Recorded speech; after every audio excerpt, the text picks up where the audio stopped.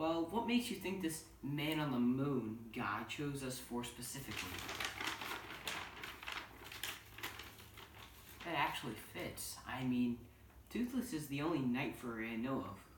What I want to know is why are we the ones doing this? I don't know that man in the moon chose us to do this, but why? It took me weeks to train Toothless. What makes the man in the moon think I'm capable of handling pitch?